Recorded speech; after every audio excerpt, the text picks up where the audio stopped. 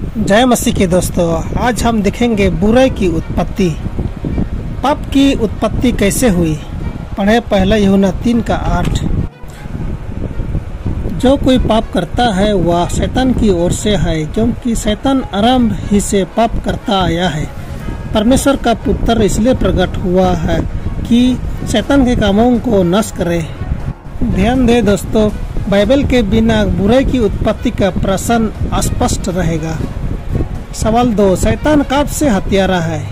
उत्तर यूहन्ना 8:44। तुम अपने पिता शैतान से हो और अपने पिता की लालसाओं को पूरा करना चाहते हो। वह तो आरंभ से हत्यारा है और सत्य पर स्थिर न रहा, क्योंकि सत्य उसमें है ही नहीं। जब वह झूठ बोलता है तो अपने स्वभाव ही से झूठ बोलता है, क्योंकि वह झूठा है वरन झूठ का पिता है। सवाल 3, शैतान का झूठ से क्या संबंध है। उत्तर यूहन्ना 8:44।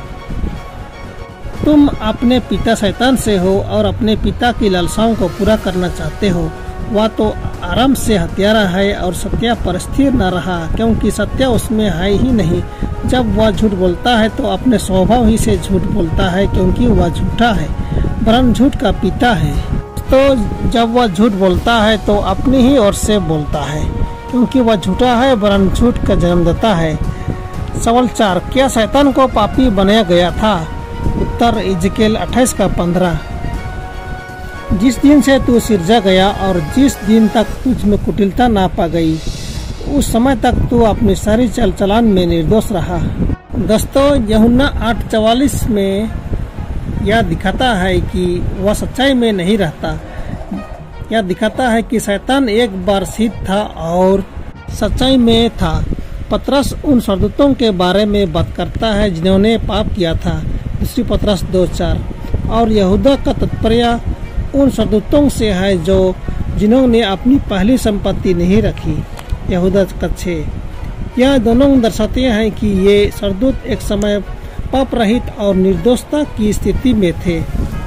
सवाल 5, मसीह का आगे का कौन सा कथन शैतान और उसके स्वर्गदूतों पर पाप की उत्पत्ति की जिम्मेदारी डालता प्रतीत होता है। जवाब मत्ती 25:41। तब वह बाईं ओर वालों से कहेगा, हे श्रापित लोगों, मेरे सामने से उस अनंत आग में चले जाओ जो शैतान और उसके दूतों के लिए तैयार की गई है। सवाल 6, शैतान के पाप, विद्रोह और पतन का कारण क्या था। पढ़े इजकेल 28:17। सुंदरता के कारण तेरा मन फूल उठा था और वैभव के कारण तेरी बुद्धि बिगड़ गई थी। मैंने तुझे भूमि पर पटक दिया और प्रजाओं के सामने तुझे रखा कि वे तुझको देखें। यशायाह 14:13 और 14। तू मन में कहता तो था, मैं स्वर्ग पर चढ़ूंगा, मैं अपने सिंहासन को परमेश्वर के तरागान से अधिक ऊंचा करूंगा और उत्तर दिशा की छोर पर सभा के पर्वत पर विराजूंगा। मैं मेघों से भी ऊंचे ऊंचे स्थानों के ऊपर चढ़ूंगा, मैं परम प्रधान के तुल्य हो जाऊंगा। दोस्तों ध्यान दें, एक शब्द में घमंड और आत्मद उत्थान शैतान के पतन का कारण बना और इनके लिए कोई औचित्य था, पर्याप्त बहाना नहीं है। मत्ती वचन 16:18। इसलिए हालांकि हम बुराई की उत्पत्ति, कारण, चरित्र और परिणाम के बारे में जान सकते हैं, लेकिन इसके लिए कोई अच्छा या पर्याप्त कारण या बहाना नहीं दिया जा सकता है। इसे क्षमा करना, इससे उचित ठहराना है, और जिस क्षण या उचित हो जाता है या पाप नहीं रह जाता। सभी पाप किसी न किसी रूप से स्वार्थ की अभिव्यक्ति है और इसके परिणाम प्रेम से प्रेरित परिणामों के विपरीत होते हैं। पाप के प्रयोग का परिणाम अंततः ईश्वर के संपूर्ण ब्रह्मांड में अभिनिर्मित बुद्धि द्वारा इसके पूर्ण परित्याग और हमेशा के लिए निर्वासन में होगा। केवल वे ही जो मूर्खतापूर्वक और लगातार पाप से चिपके रहते हैं, इसके साथ नष्ट हो जाएंगे। दुष्ट तब ऐसे होंगे जैसे वे ये थे ही नहीं, उबदिया 16। और धर्मी आकाश की चमक की तरह चमकेंगे, दानियेल 12:3। दुख दूसरी बार न उठेंगे, नहूम 1:9। सवाल 7, शैतान द्वारा प्रदर्शित घमंड और आत्मा प्रशंसा के विपरीत मसीह ने कौन सी आत्मा प्रकट की। उत्तर फिलिपियों 2:6-8।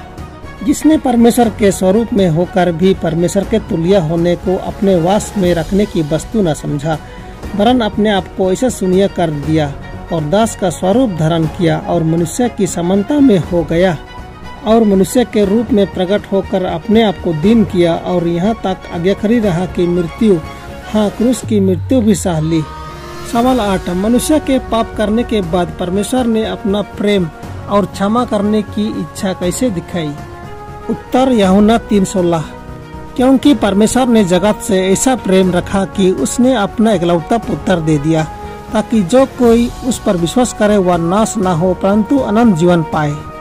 ध्यान दे दोस्तों, चूंकि ईश्वर जो प्रेम है, जो दया से प्रसन्न होता है और जो बदलता नहीं है, ने क्षमा की पेशकश की और मनुष्य को पाप करने पर परिवीक्षक की अवधि दी। यह निष्कर्ष निकलना उचित है कि स्वर्गीय बुद्धिमत्ता की ओर भी इसी तरह का मार्ग अपनाया गया था, जिन्होंने पहले पाप किया और केवल वे ही जो पाप में लगे रहे और परमेश्वर और स्वर्ग की सरकार के विरुद्ध खुले विद्रोह और बगावत में खड़े हुए अंततः स्वर्ग से बाहर निकल दिए गए। परमेश्वर आप सबको आशीष करे। आमीन।